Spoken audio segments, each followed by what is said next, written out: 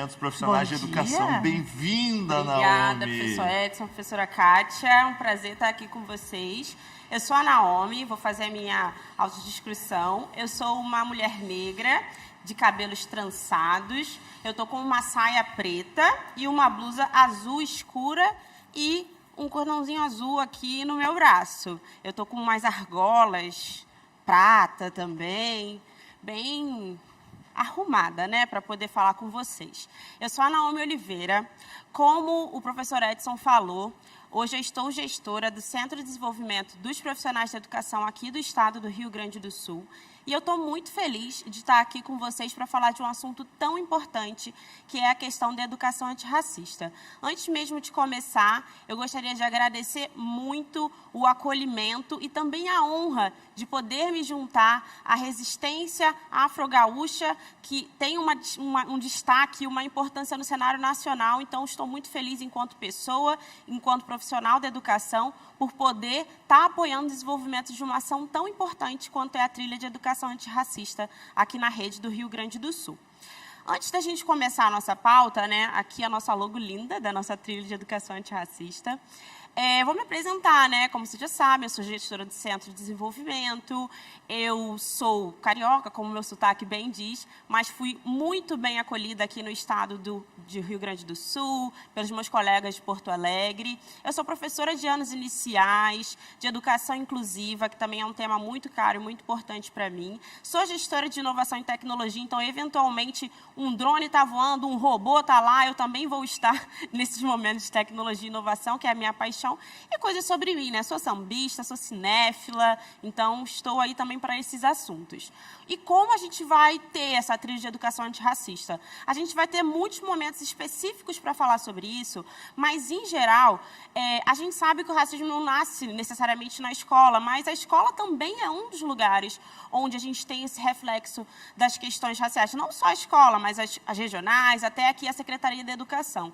Então, essa trilha, ela vem com o objetivo de trazer essa transformação não apenas individual, né, questões éticas e desenvolvimento do profissional, mas também para impactar na prática desse profissional lá na ponta. Então, a gente está falando de um processo formativo que ele vai desencadear não só ações pedagógicas, mas também ações administrativas, ações culturais. Então, falar um pouquinho mais baixo, tá bom. Devagar, tá. Eu sou o terror do falo correndo, né? Lá me chamavam de Tata Werneck uma vez, tão rápido que eu falo, vou falar devagar.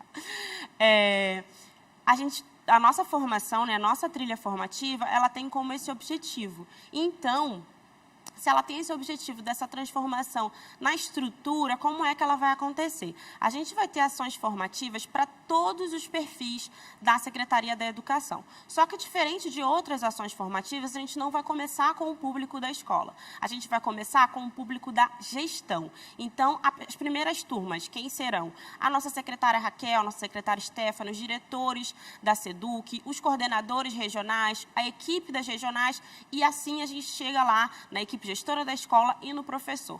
Por que essa organização um pouco diferente nessa trilha? Porque a gente acredita que a gente precisa de ações estruturais, não apenas no trabalho do professor na sala de aula, mas também na construção de políticas públicas educacionais, no acesso e permanência de profissionais de educação e de estudantes na escola. Então, para que essa mudança realmente ocorra, para que a gente tenha realmente uma educação antirracista, a gente precisa que essa formação passe por todas as áreas da secretaria.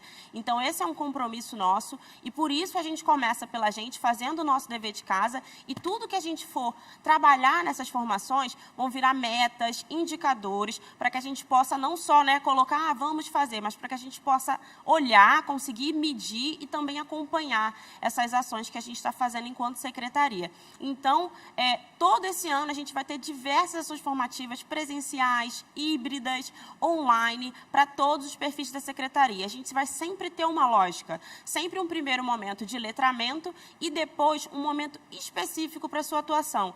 Então, vamos lá. O professor, como é que vai ser o curso desse professor? A gente vai ter um módulo de letramento e um outro módulo, um específico para cada área de conhecimento. Então, a gente sabe que a gente tem normalmente um direcionamento temático para as áreas de ciências humanas. Então, o que a gente vai fazer? Ciências da natureza vai estar lá, matemática, linguagens, para que todo mundo possa implementar efetivamente na sua prática. E assim segue perfis de diretor, vice-diretor, a gente aqui enquanto diretor e gestor no órgão central. Então, a nossa trilha tem essa carinha diferente, porque a gente quer realmente, estamos compromissados com essa mudança estrutural na Secretaria do Estado do Rio Grande do Sul. Então, sem mais delongas, para não tomar o tempo dos meus queridos professores, eu vou chamar aqui o professor João Marcos, que vai falar um pouquinho para a gente sobre como a gente constrói essa escola antirracista nesse momento tão importante de planejamento pedagógico, como a gente traz essa discussão para esse momento. Então, bom dia, professor João, seja bem-vindo. Bom dia, Naomi, bom dia, pessoal. Vocês estão me ouvindo bem? Sim, eu estou te ouvindo bem. É um prazer estar aqui mais uma vez num outro formato, né? Um formato bem diferente dessa vez, mas um prazer estar aqui mais uma participação, mais um papo, né? Nessa trilha que foi tão rica, tão importante. Fazer minha autodescrição antes, né? Eu sou um homem negro de pele clara, estou de blusa branca, tenho dreads curtos, não tão curtos assim, mas curtos ainda, assim. Já tem aquela apresentaçãozinha, não? Tenho sim. Para eu me apresentar com o roteiro ali.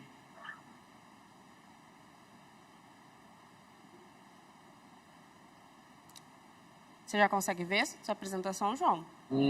Agora sim. Boa. Bem, obrigado. Meu nome é João Marcos Pigon.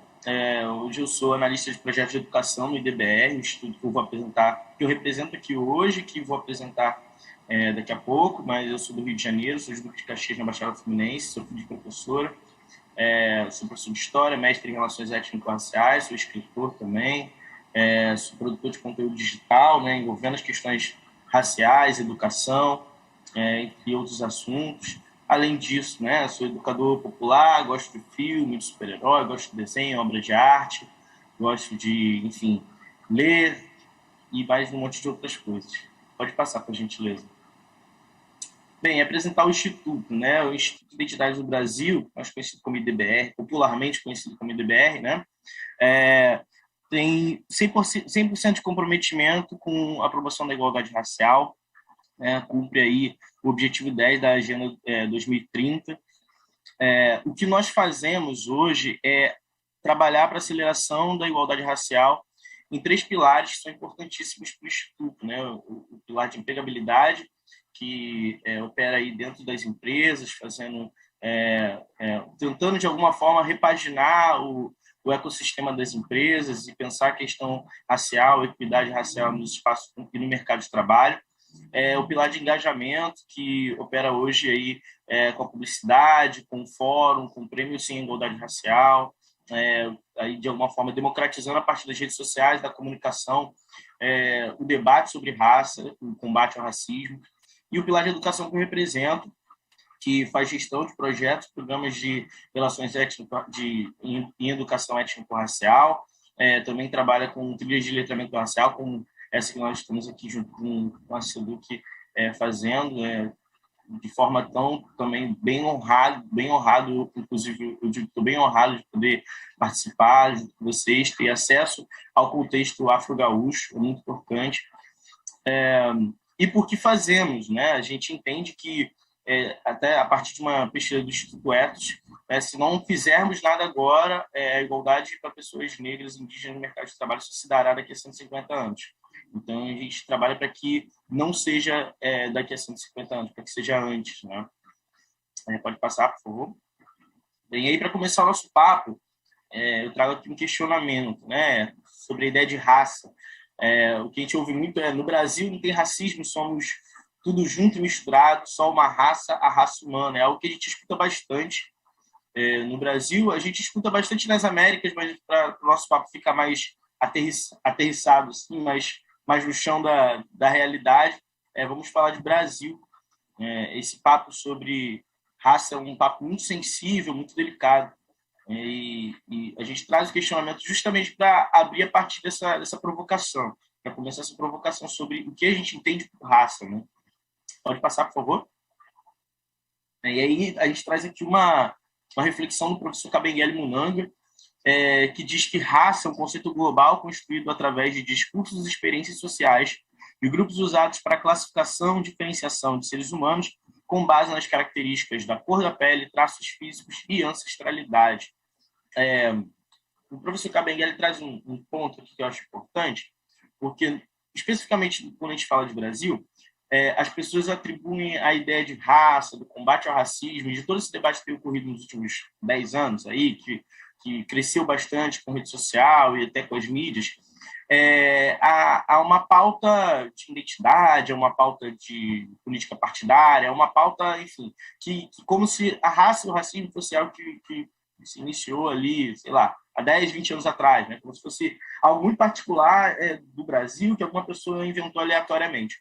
E o professor Kabengele traz aqui que é um conceito global, né? A gente tem uma dificuldade muito grande no Brasil de aliar a ideia de raça a outros contextos, como, por exemplo, ao contexto do mundo árabe, ao contexto do mundo asiático. A gente consegue, muitas vezes, entender, a partir de filmes, de séries, que há uma diferença social na raça nesses outros contextos, mas a gente tem uma dificuldade muito grande de fazer a aplicabilidade e a contextualização disso no Brasil.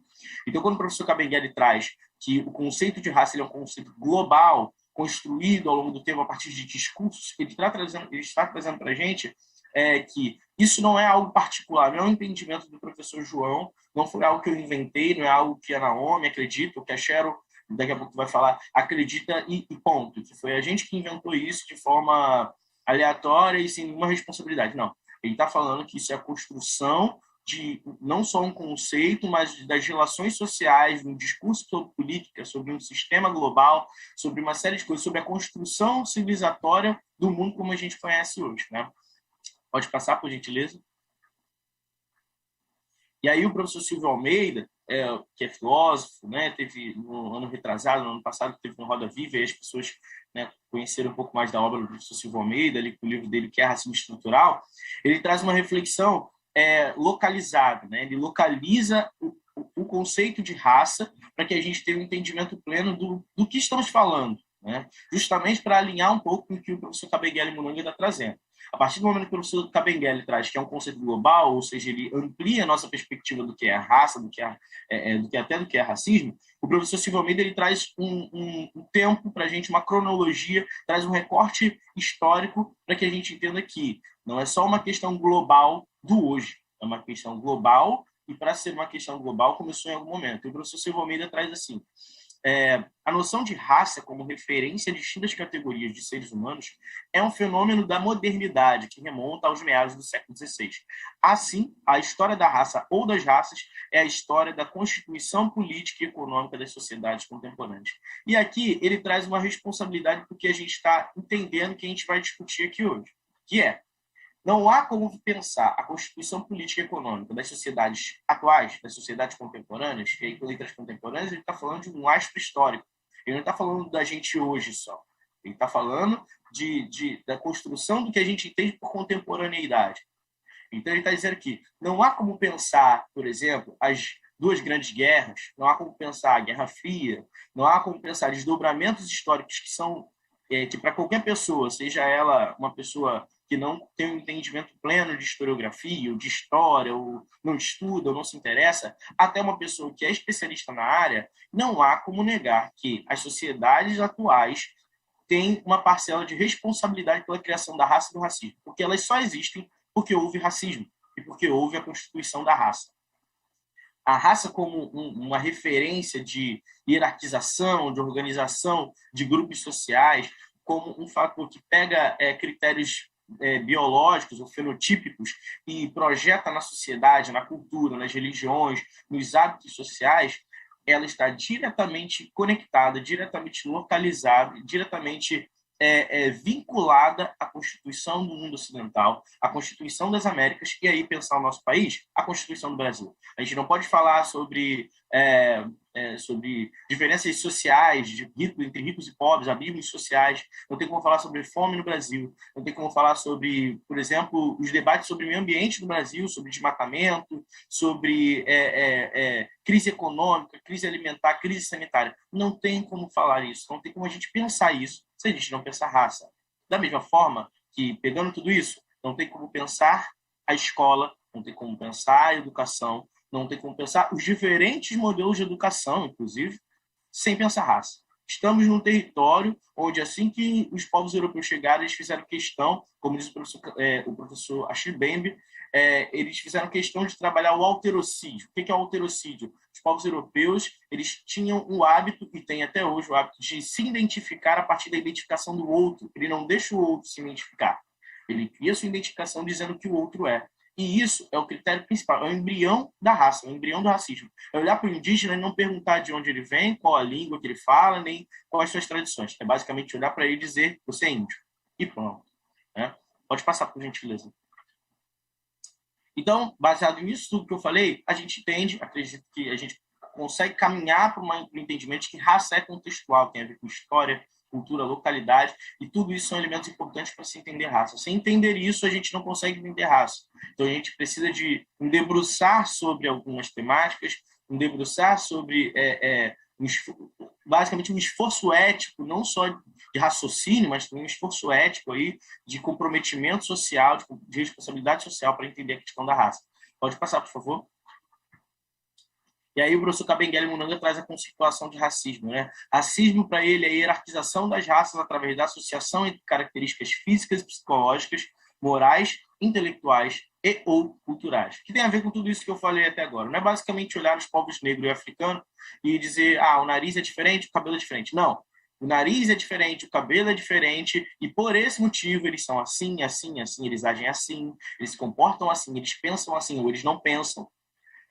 Há um debate longo ao longo do processo histórico do Brasil, inclusive sobre racismo científico, onde mediam o crânio de pessoas negras, diziam que o corpo de mulheres negras era especificamente desse jeito, por esse motivo, né, que cria toda uma estrutura social e também estruturas institucionais, para a gente voltar para o debate sobre escola e educação, né, que legitimam ou deslegitimam pessoas negras em determinadas áreas, pelas suas características físicas. Então, a gente não está falando mais só de dizer que uma pessoa é feia ou que o cabelo dela é bom ou ruim, né? Como o brasileiro gosta muito de dizer que o cabelo crespo é o cabelo ruim. Não. A gente está falando de olhar para um aluno e dizer que ele é incapaz de fazer um apontamento, olhar para uma matéria, uma disciplina e dizer que ela não é tão importante, porque inconscientemente ou até conscientemente a gente localiza ela um berço civilizatório, que é para a África, que é para o povo negro, que é para características específicas de uma comunidade.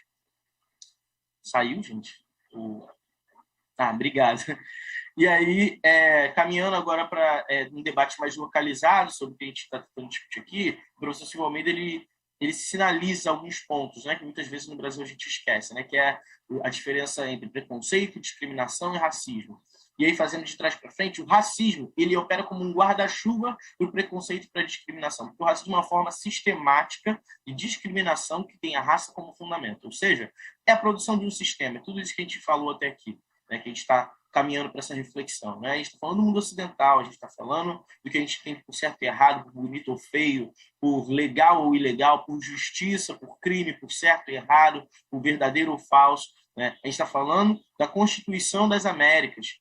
Né? E a partir do racismo, como constituidor das Américas, do nosso pensamento, que a gente entende como mundo ocidental, preconceito e discriminação vem aí como pontas dessa corda, muitas vezes, como raízes disso aí, ou como desdobramentos do racismo. Você vai ver situações de preconceito, que é basicamente o que o termo diz mesmo, preconceito, o juízo de valor baseado em estereótipos. Essa produção dos estereótipos pode ser reflexo do racismo, mas pode também não ser. Você vai ver a discriminação como um fator que, a maior parte das vezes, está conectado ao racismo, como a segurança pública, as questões de segurança pública em dizer quem é o suspeito, né, o elemento suspeito ou não, né, a relação dentro do espaço escolar com um menino que normalmente é o menino que está mentindo. É verdade isso que você está falando? Tem certeza que você não fez isso? Tem certeza que essa caneta do colega não sumiu, não foi você? Né? Toda essa produção do estereótipo, da discriminação, ela é reflexo dessa estrutura maior que é o racismo. Não quer dizer que é uma produção deliberada de uma pessoa e um indivíduo, não. A gente está falando de um sistema que produz nesse indivíduo e que faz manutenção dentro dos afetos desse indivíduo, o preconceito, por exemplo, por um professor. E aí a gente pode até falar do revés disso, né? De pais ou até de alunos que têm um descrédito com professores negros, com educadores e educadoras negras, né? Mas também com o espaço escolar e a relação que tem com as pessoas negras no espaço escolar. Pode passar, por favor? Então, a gente está falando aqui que o racismo é sobre os efeitos. Diferente dos Estados Unidos, que tem todo um debate sobre racismo, né, e ascendência e tudo mais, a gente estamos falando aqui de um racismo que não é apenas um racismo que você olha e acontece, né, no pessoal, no âmbito moral do racismo. A gente está falando de uma estrutura, de um pavimento institucional, social e estrutural. Pode passar, por favor.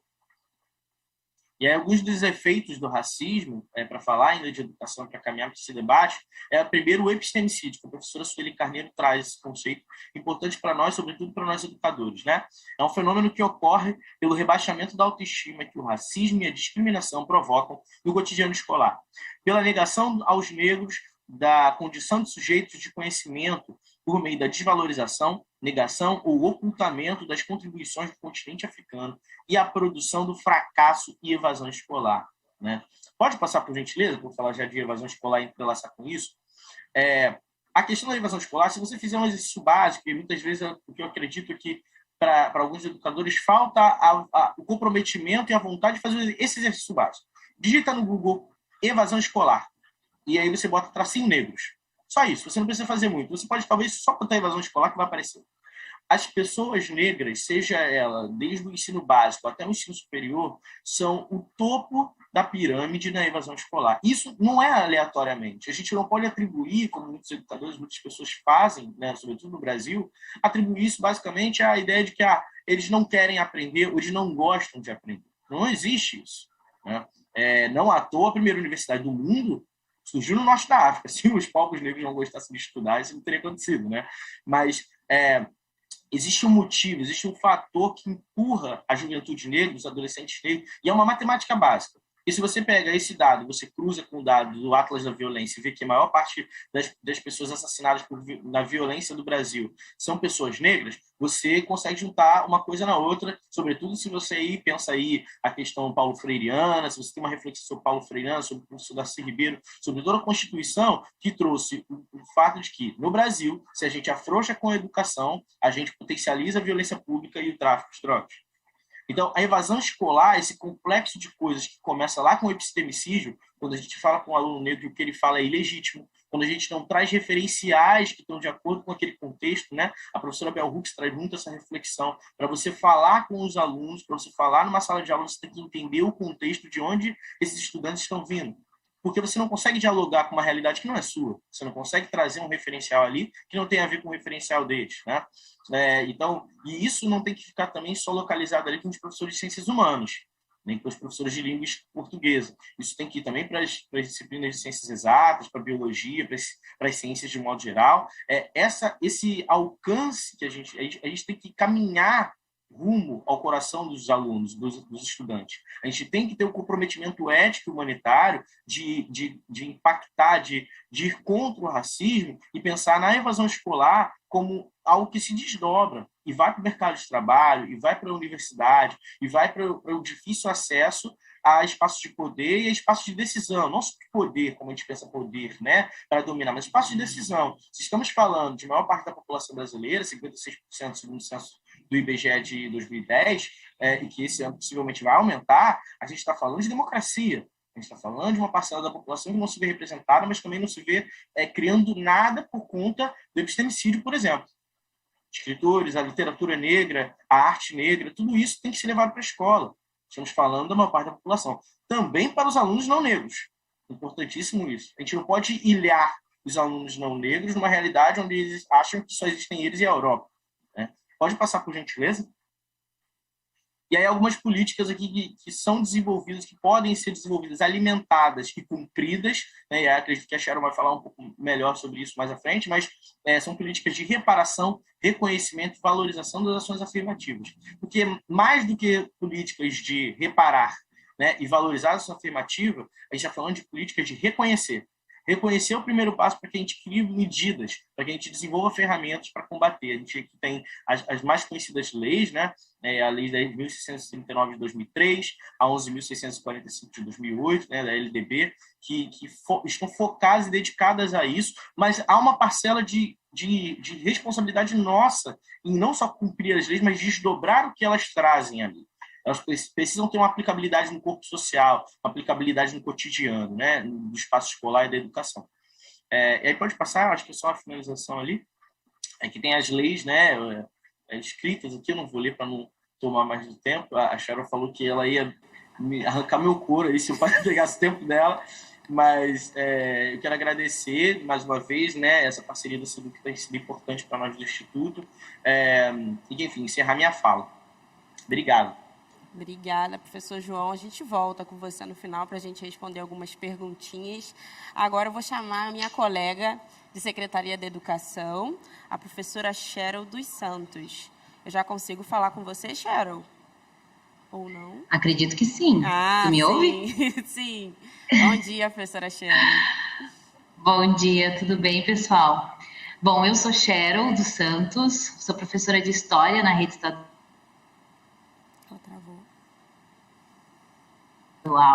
Eu sou uma mulher negra dos ombros. Eu estou usando óculos, né? Uso óculos de grau.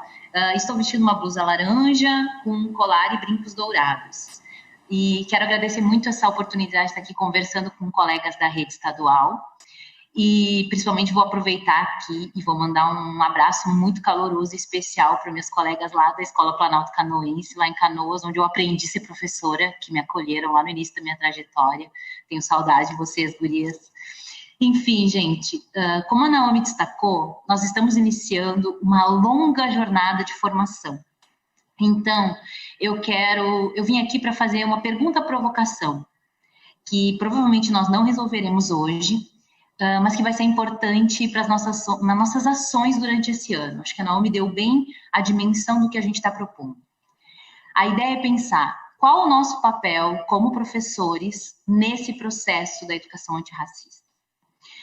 Para responder essa questão, é importante destacar os princípios elencados nas diretrizes, eu estou sempre com elas, quem já viu essa live, né, eu estou sempre com elas aqui, que já foram descritas pelo João ali, que falou para nós um pouco da legislação, mas eu quero retomar aqui com vocês. O parecer 03 de 2004, que estabelece as diretrizes, indica que se trata de oferecer uma resposta à demanda da população negra brasileira por políticas de ações afirmativas, ou seja, políticas de reparação, reconhecimento e valorização da nossa cultura, história e identidade. E destaca também, e esse é um ponto que eu acho fundamental, vocês anotem, estamos falando de reeducação das relações étnico-raciais. Ou seja, nós já fomos educados racialmente. E nós fomos, mas em bases excludentes e racistas. É importante a gente lembrar disso. A partir disso, eu estou propondo 3 caminhos para a gente tentar, para construir juntos essa resposta. Poderiam ser 1000, mas eu vou destacar só 3, tá? Compreender as estruturas, agir para a mudança nas relações e lutar contra a naturalização. Pode passar, não, por favor. Então, o primeiro ponto é pensar sobre reparação. Eu vou acrescentar tudo que o João aqui já nos falou sobre a ideia de reparação. Retomando o texto das diretrizes, que é o nosso documento referência para essas ações, na página 9 a gente pode ler, está aí na tela para vocês. A demanda por reparações visa a que o Estado e a sociedade tomem medidas para ressarcir os descendentes de africanos negros dos danos psicológicos, materiais, sociais, políticos e educacionais sofridos sob o regime escravista, bem como em virtude das políticas explícitas ou tácitas de branqueamento da população e de manutenção de privilégios exclusivos para grupos com poder de governar e de influir na formulação de políticas no pós-abolição. Visa também a que tais medidas se concretizem em iniciativas de combate ao racismo e toda sorte de discriminações.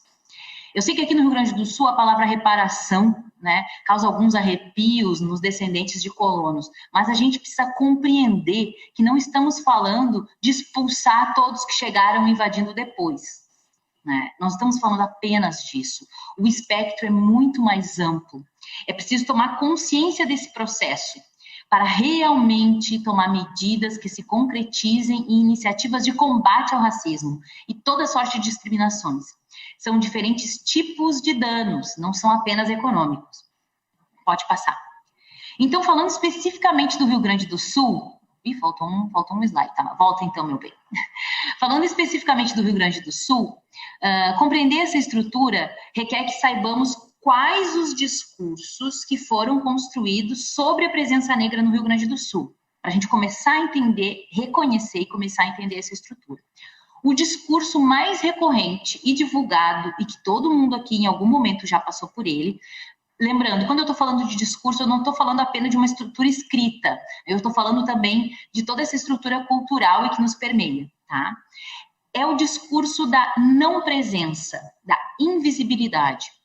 A situação sociocultural vivenciada por africanos e seus descendentes aqui no território gaúcho tem essas características peculiares. A gente já tem algumas pesquisas que se propõem a pensar a contribuição e a presença dos descendentes de africanos no sul do Brasil, que apontam essa especificidade.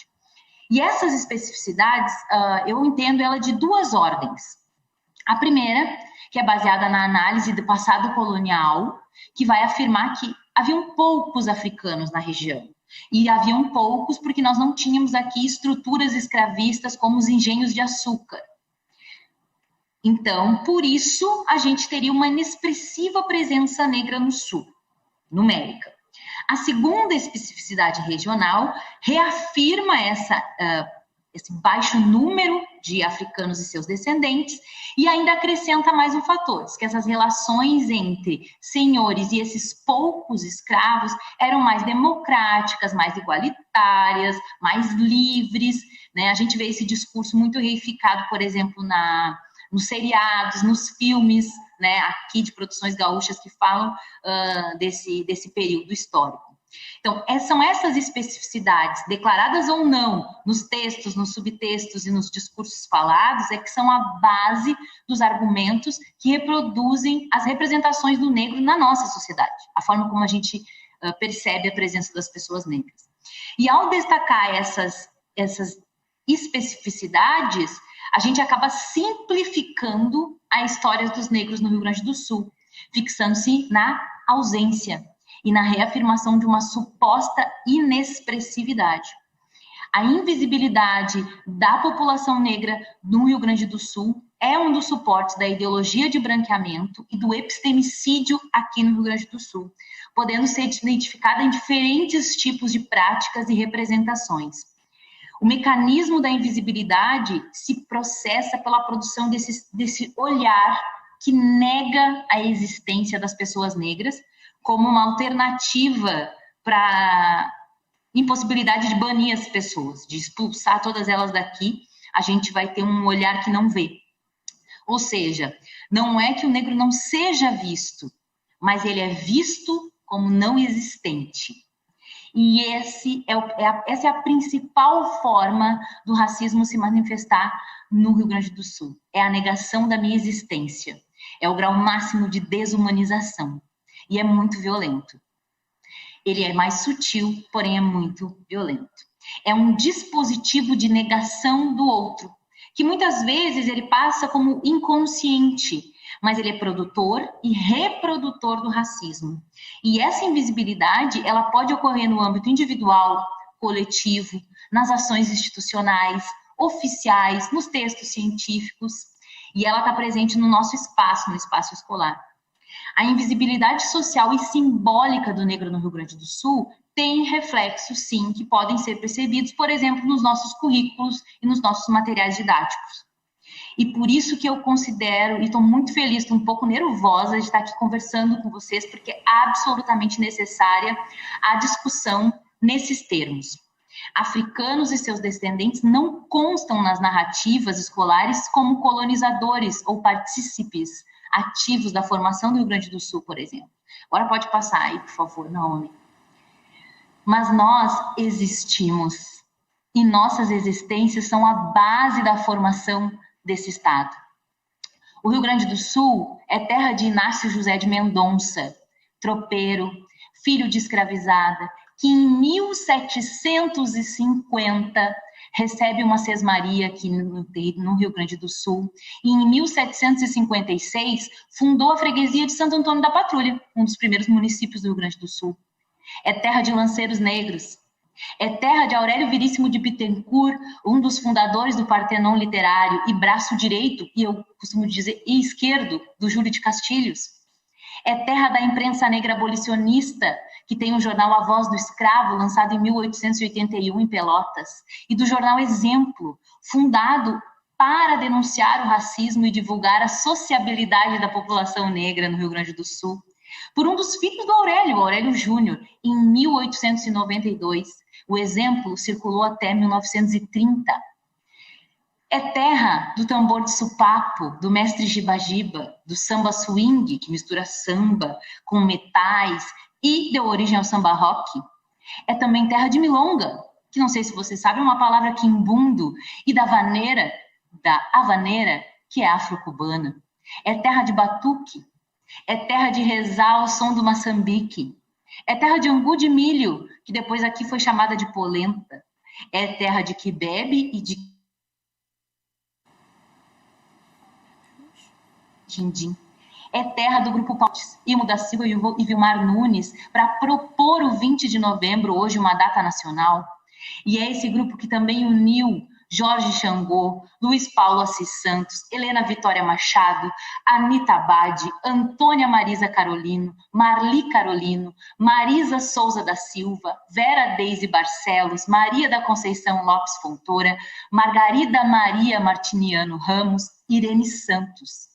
É terra de Luísa Bairros, que foi ministra-chefe da Secretaria de Políticas de Promoção da Igualdade Racial do Brasil entre 2011 e 2014. E, principalmente para nós, é terra de Petronília Gonçalves, que com a sua atuação junto ao Conselho Nacional de Educação foi relatora das diretrizes para a ERER no país e é uma das principais intelectuais da educação desse planeta. Eu confesso que eu fico emocionado. Fico muito emocionada, estou tremendo, só de ler esses nomes que representam tanto para a nossa história. Não somos inexistentes de maneira nenhuma. Nós existimos e somos muito potentes. Então, compreender as estruturas requer que façamos esse movimento de refletir sobre de onde estamos falando e mobilizar nossos conhecimentos para uma mudança. Pois apesar das definições do senso comum apontarem o currículo como aquela lista imparcial de conteúdos necessários a um educando, acreditamos que o currículo é uma construção social, onde a estrutura curricular ela não se gera de maneira espontânea, mas ela se dá a partir de processos de luta em diferentes níveis. E esses discursos construídos sobre a presença negra no Rio Grande do Sul, que invibiliza a presença negra no Rio Grande do Sul, reverbera sim dentro dos nossos currículos. Eu usei aqui 2 minutos da minha apresentação para nominar pessoas negras importantes para a nossa história. E eu tenho certeza que, infelizmente, muitos deles não constam dos nossos currículos. Portanto, trata-se de compreender essa estrutura e agir. Por isso, mais uma vez, eu acho muito importante que esses momentos aqui, como esse, existam. Falar sobre as mudanças necessárias e urgentes com aquelas que são capazes de promovê-las, que são as professoras que estão em sala de aula. Isso, para mim, é um motivo de orgulho. Então, nós estamos no caminho para o próximo passo, compreender as estruturas e pensar em mudanças para agir. Pode passar, Naomi, por favor? Por isso, o primeiro passo para a mudança está relacionado a outro princípio trazido pelas diretrizes, o reconhecimento. Para que possamos romper as estruturas que sustentam o racismo, no tripé lá que o João falou, trouxe para nós, do Silvio Almeida, reconhecimento é parte fundamental. Aqui eu trago mais um trecho das diretrizes, porque eu acho que resume super bem. Tá? Reconhecimento implica justiça e iguais direitos sociais, civis, culturais e econômicos, bem como valorização da diversidade daquilo que distingue os negros dos outros grupos que compõem a população brasileira. E isto requer mudanças nos discursos, raciocínios, lógicas, gestos, posturas e modo de tratar as pessoas negras. Requer também que se conheça a história e a cultura apresentadas e explicadas, buscando-se especificamente desconstruir o mito da democracia racial na sociedade brasileira. Mito esse que difunde a crença de que se os negros não atingem os mesmos patamares que os não negros, é por falta de competência ou de interesse, desconsiderando as desigualdades seculares que a estrutura social hierárquica cria com prejuízo para os negros. É nesse campo que as políticas educacionais, e notadamente a escola, se inserem. E é esse o principal desafio que temos, mover-se na direção de uma mudança, que é bastante dolorosa. É o momento da gente se perceber parte de um sistema que exclui. É entender quais são os privilégios sociais aos quais nós temos acesso ou não. Eu sei que a partir desse momento aqui, muitas questões foram mobilizadas em cada uma de vocês, né? Então, aproveitando esse momento aí de incômodo necessário, eu trouxe aqui um vídeo para ajudar nesse processo, que vai ter que continuar depois daqui, a gente não vai ver, mas eu vou indicar, e uma intelectual que pode ajudar, principalmente as pessoas não negras que estão na audiência. Pode passar, por favor, Naomi. Vamos falar um pouquinho da Lia Schuckmann. A Lia Schuckmann é psicóloga social e ativista antirracista. E como vocês podem ver pela fotinha, é uma mulher branca. Ela publicou 2 livros que eu gosto muito. Um chama Entre o Encardido Branco e o Branquíssimo, Branquitude, Hierarquia e Poder na cidade de São Paulo. E outro chamado Famílias Interraciais, Tensões entre Cor e Amor. Atualmente ela é professora na UFSC e ela é referência nos estudos sobre branquitude. A Lia faz algo que eu considero fundamental. Ela procura refletir sobre o papel dela como mulher branca na luta antirracista. Ela tem 2 participações no TED, em que ela traz essas provocações sobre os privilégios simbólicos e materiais da branquitude e nos convida a refletir sobre qual a responsabilidade e o lugar das pessoas não negras na luta antirracista. Em tela, vocês veem aí o primeiro TED dela. O TED tem essa característica de ser palestras curtas, então vale a pena assistir, que se chama Por que Queremos Olhos Azuis?, onde ela relata parte da pesquisa que está no primeiro livro. A Lia, entre tantas outras pesquisadoras que se dedicam a estudar a branquitude, ela destaca que uma das características mais marcantes da branquitude é que o sujeito branco tem uma ideia de que ele é normal. Ou seja, ele é a norma e o outro é diferente. Logo, o branco já tem de partida um privilégio muito grande. Ele não carrega a sua raça. Se uma pessoa branca roubar, vamos dizer, ó, aquele homem ali, o Pedro, roubou a loja. Nunca vai ser os brancos roubaram a loja. Estão entendendo? Enquanto que outros grupos racializados, como as pessoas negras, o indivíduo sempre carrega o grupo. O branco não precisa nunca responder pela sua raça.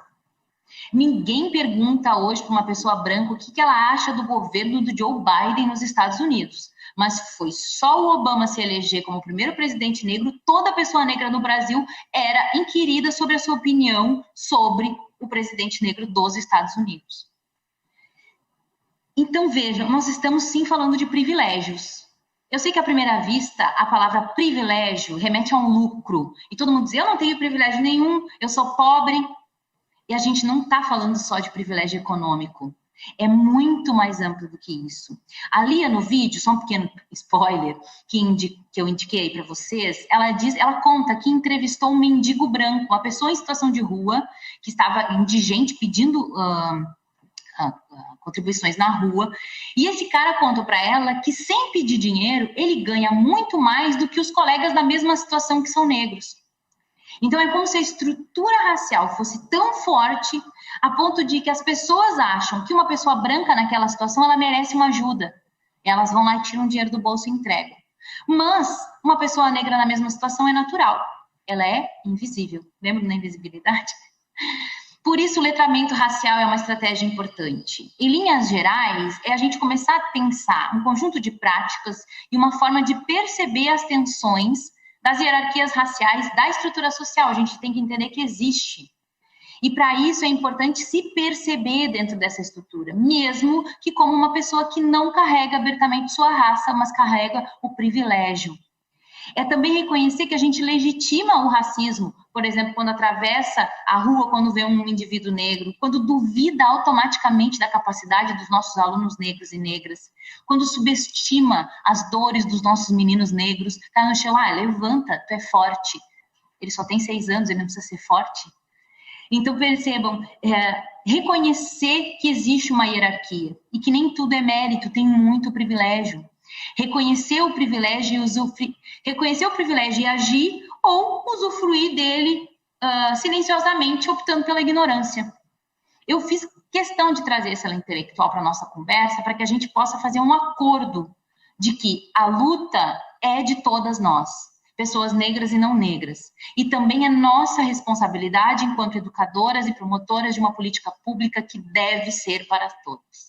Caso você não concorde, aí sim nós temos um problema. Nós não estamos aqui para discutir se deve ou não deve. Nós devemos, é o nosso compromisso. Pode passar, por favor, que eu já estou quase chegando no final, tá, gente? Prometo. Para finalizar, e também trazer outro exemplo bem visual, né? Eu quero destacar que não é um trabalho fácil. Tudo isso que eu estou pedindo aqui para todas nós não é fácil, porém é necessário. Por isso eu trouxe um diálogo de uma série estadunidense intitulada This Is Us, que eu recomendo fortemente.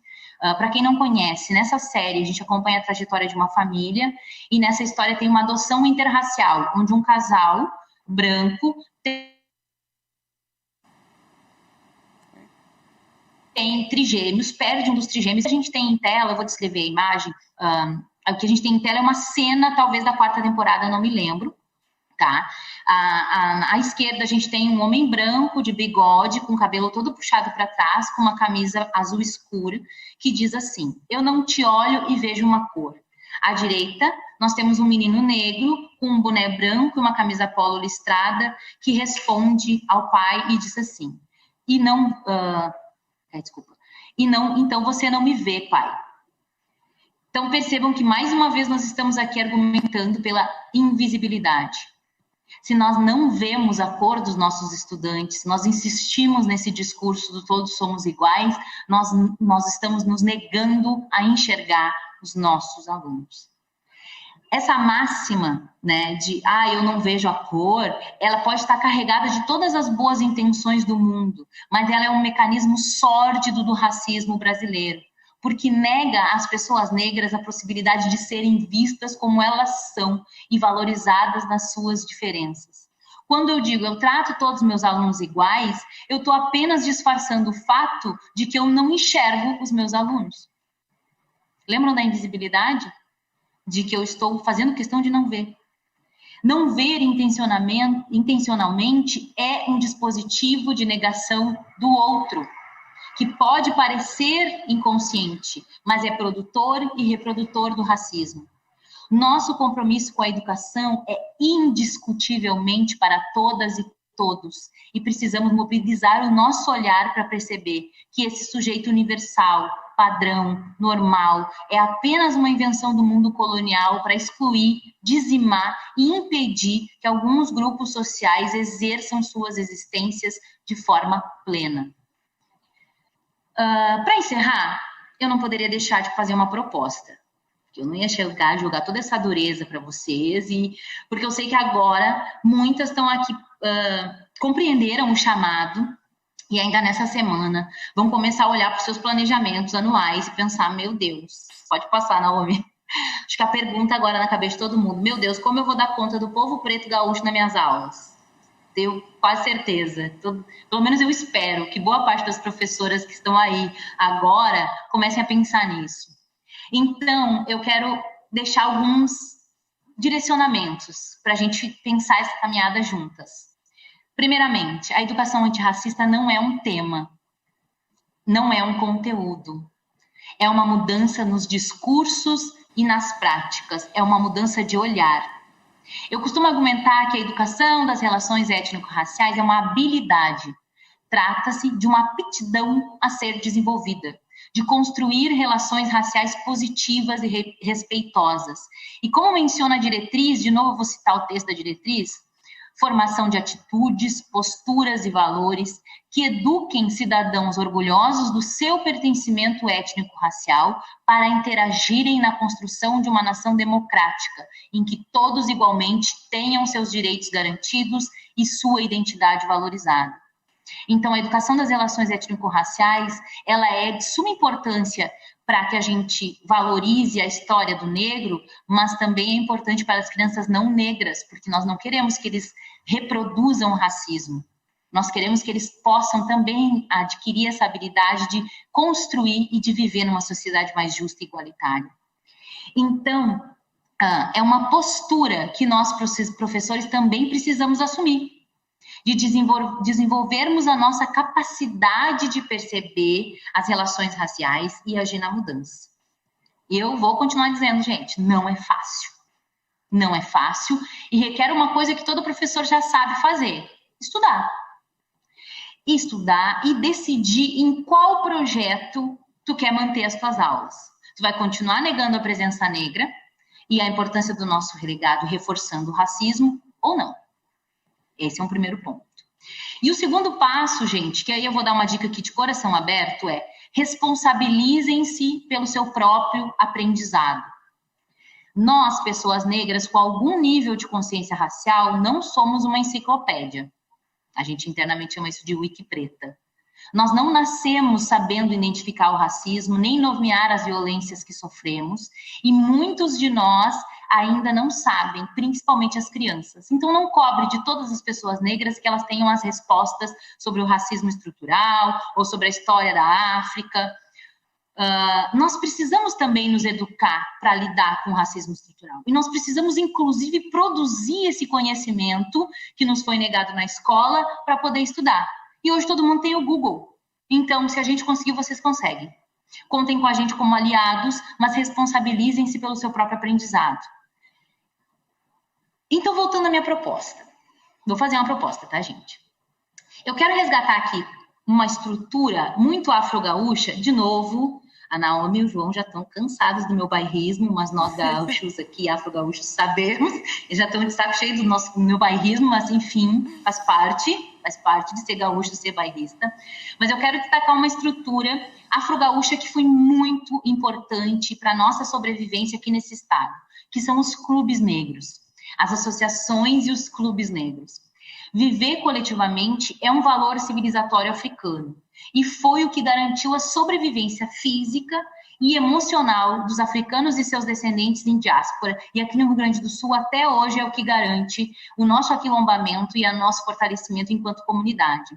Os clubes e associações eram e são espaços seguros para a nossa convivência entre pessoas negras. São espaços de educação, espaços de lazer, espaços políticos, espaços de compartilhamento de saberes. Os clubes negros e associações, grupos carnavalescos e muitos, existem em todo o território gaúcho. A gente tem historiadores, cientistas sociais que já fizeram esse levantamento, a gente tem várias informações, toda a região tem pelo menos um clube negro, uma associação, um time de futebol, um grupo carnavalesco relacionado à sua comunidade local. Então, dito isso, todo mundo entende o quanto é importante que nossos alunos conheçam essa estratégia da comunidade negra e possam, inclusive, conhecer clubes e associações no seu território, inclusive para mudar as relações com a comunidade negra local. Vejam que é importante, inclusive, para os alunos não negros, para a gente começar a estabelecer relações de respeito e admiração, inclusive. Então, o que eu fiz? Eu fui lá na BNCC, que todo mundo diz que não tem herero na BNCC, mas isso é discussão para outro dia, e eu busquei possibilidades de apresentar o tema dos clubes negros a partir da BNCC. E eu vou dizer para vocês, obviamente eu procurei no componente de história, que era mais confortável para mim, mas isso é possível em outros componentes. E eu encontrei em 98% dos anos do ensino fundamental a possibilidade de trabalhar clubes negros, a partir da BNCC. Faltou só o 7º ano, tá, gente? Que é dedicado à história antiga, ficou um pouco mais complicado. Então, vejamos, pode passar aí, não, esse é o meu levantamento. Sei que vai ficar um pouco pequeno, mas eu vou descrever para vocês mais ou menos o que eu mapeei. Lá nos anos iniciais, primeiro vamos começar nos anos iniciais. Lá no 2º ano, a habilidade é reconhecer espaços de sociabilidade. Pá, temos aí os clubes negros. Apresentar para os alunos os espaços de sociabilidade da comunidade negra para que eles possam identificar os motivos que aproximam e separam as pessoas em diferentes grupos sociais ou de parentesco. Tá lá, uma das habilidades. Não vou ler todas, tá? Vou dar uns exemplos. No terceiro ano, quando a gente vai falar de patrimônios históricos e culturais da sua cidade ou região, de novo, podemos usar como exemplo os clubes negros e as associações, porque, em via de regra, todos esses clubes cuidam muito dos seus patrimônios. Todos eles lutaram para ter sedes, para ter espaços próprios, guardam as suas memórias, colecionam fotografias, documentos e muitas vezes estão abertos à visitação, para levar os alunos lá para fazer, identificar esses patrimônios históricos.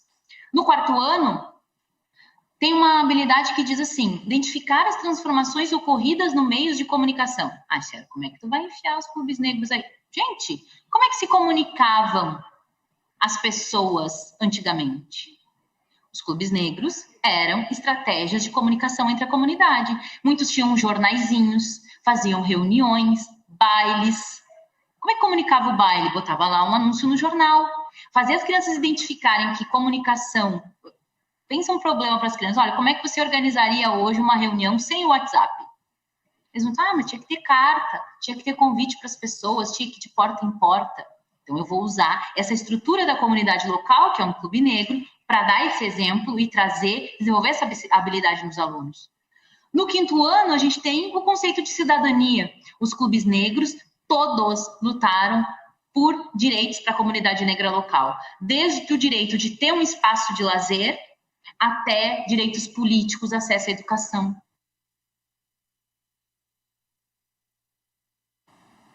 Quem aqui Muitos clubes negros foram fundados a partir da proibição das pessoas negras de frequentarem os clubes brancos, ou com clubes que tinham bailes com uma corda no meio. O que significava a corda? Pessoas brancas dançam de um lado, pessoas negras de outro.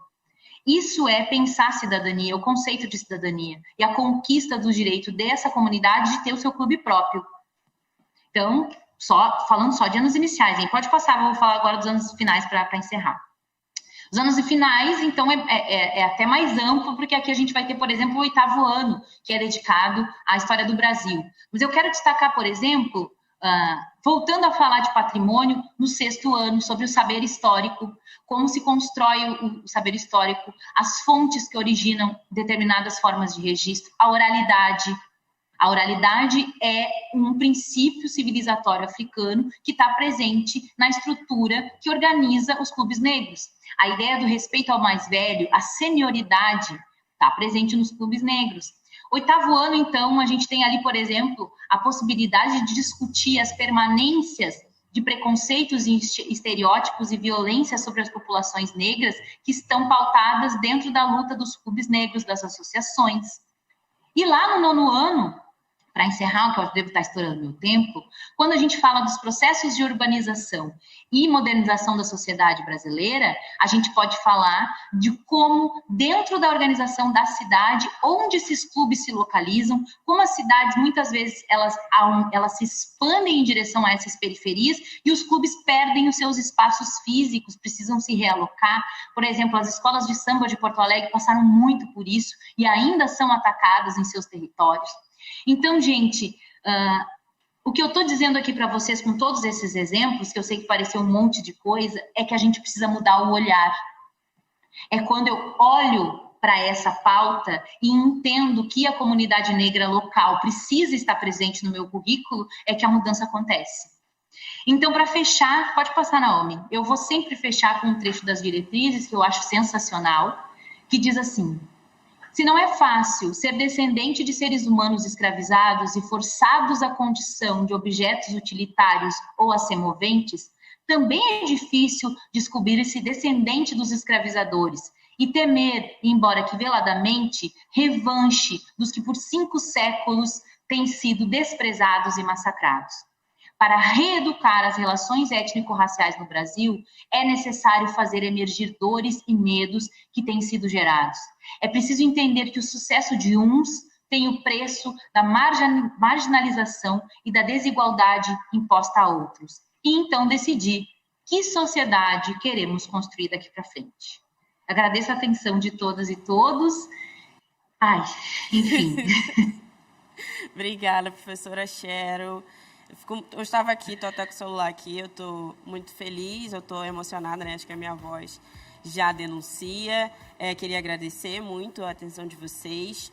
Desenvolver essa trilha, para mim, é muito importante, enquanto profissional, enquanto pessoa. Já tem mais ou menos 1 ano que eu estava desenvolvendo ela em outra rede e partiu muito do meu sentimento de solidão em alta gestão educacional, né? Além de só existir eu, só existia uma pessoa que tinha essas referências culturais, só existia uma pessoa que pensava desse jeito. Então, eu comecei a pensar muito mais no professor lá na ponta, que também está sozinho, no gestor lá na ponta, que está lá sozinho, no estudante lá na ponta, que não se vê na escola onde ele está lá todo dia, onde ele constrói junto com os outros colegas. Então, acho que é muito bacana, quando a gente pensar no conceito de projeto de vida, a gente pensar que estudantes estão partindo de diferentes pontos de vista diferentes. Não é um projeto de vida que a gente pode pensar para todos.